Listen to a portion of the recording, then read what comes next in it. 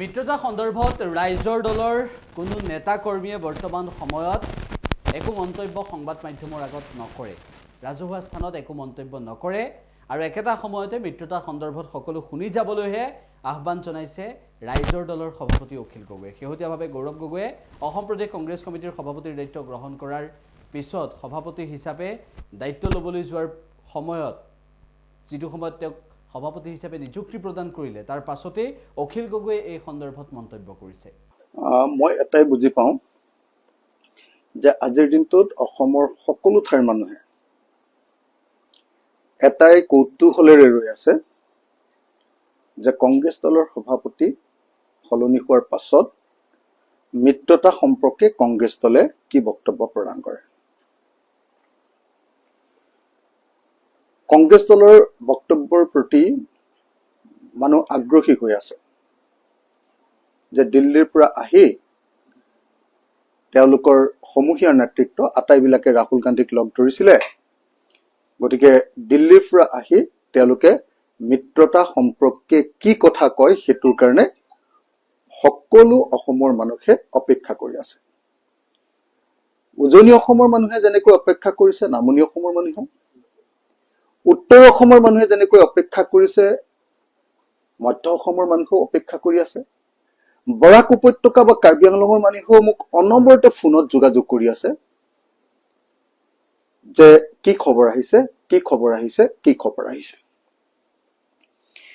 আজিৰ দিনটোত অসমৰ মানুহৰ আগ্ৰহটো হ'ল যে 2026 চনত বিজেপিক পৰাভূত কৰিব লাগে।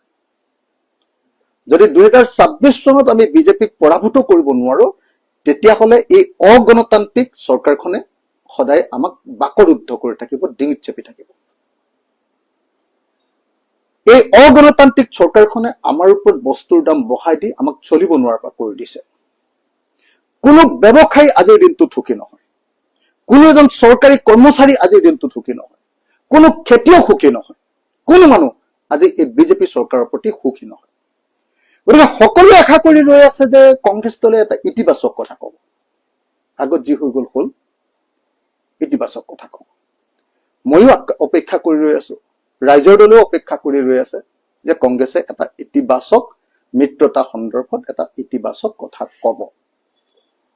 আৰু সেইকাৰণে আমি কংগ্ৰেছ দলৰ পৰা এই সময়ত মিত্ৰতা সম্পৰ্কে এটা ইতিবাচক আনক্ৰিটিকেল, এনেই সমালোচনা কৰি থকা বক্তব্য নহয়, আনক্ৰিটিকেল ইতিবাচক বক্তব্য এটা শুনিব খোজো।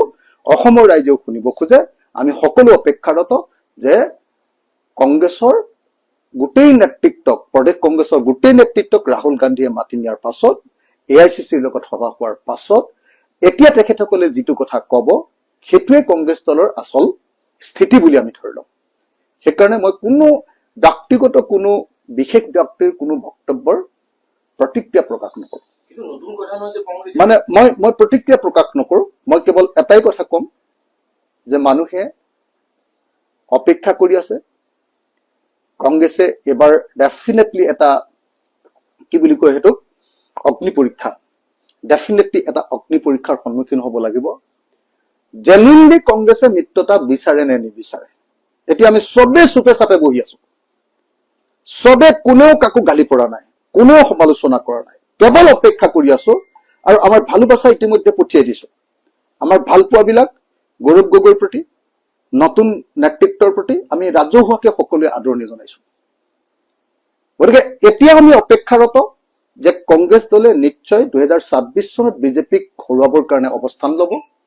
আৰু 2026 চনত যদি বিজেপিক হৰুৱাব লাগে তেতিয়াহ'লে মিত্ৰজোঁট হ'ব লাগিব, এলায়েন্স হ'ব লাগিব। আৰু যদি কোনোবাই মিত্ৰজোঁটৰ বিপক্ষে কথা কয়, ক্ৰিটিকেল বক্তব্য প্ৰকাশ কৰে, বেকাবেকিকৈ মিত্ৰতাৰ বিৰুদ্ধে অৱস্থান গ্ৰহণ কৰে, তেতিয়াহ'লে মানুহে তেওঁলোকক চিনি ল'ব।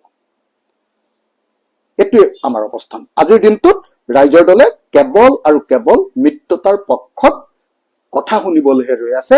মিত্ৰতাৰ বিপক্ষে কাজিয়া লগোৱাৰ কোনো কথা শুনিবলৈ আমি ৰৈ থকা নাই।